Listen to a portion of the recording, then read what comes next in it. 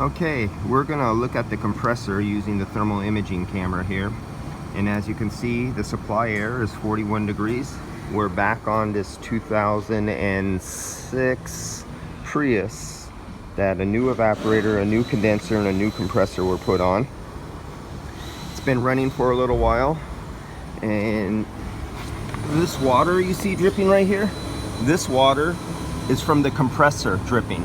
The compressor and its line are so cold that the compressor is actually condensating and dripping water.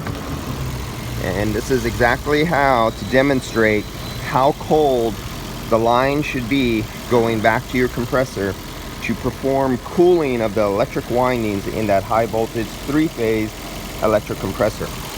So let's get our dark blue. If you see the dark blue right there, you see that dark blue?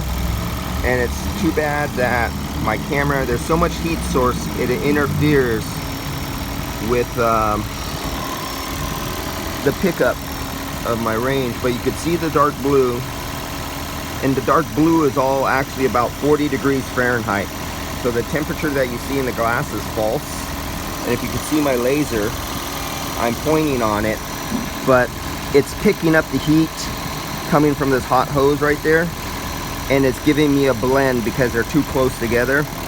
And because that's a shiny aluminum compressor, the radiant heat coming from everything else is reflecting off the surface, giving me erroneous numbers that don't match. But visually, that dark blue, that's the temperature of the compressor right there.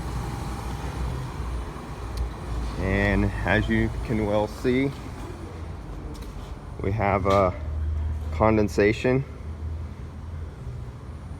on the dash, on the glass. You got water on the glass because it's coming out nice and cool. We went below the dew point. Coming down here, you can see the compressor. See the dark blue? So that's the compressor. And that's what you should see. A nice cold compressor getting a proper flow of gas.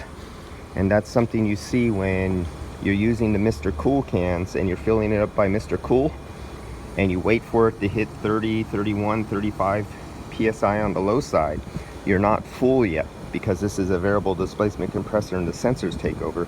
So you'll hit that temperature, you'll get cooling out of your dash, but there's not enough leftover extra refrigerant that was meant to carry cooling and have heat removal capacity coming down the line that you see there, that dark blue right there, coming down the line, delivering a cool mist of oil on top of the electrical windings.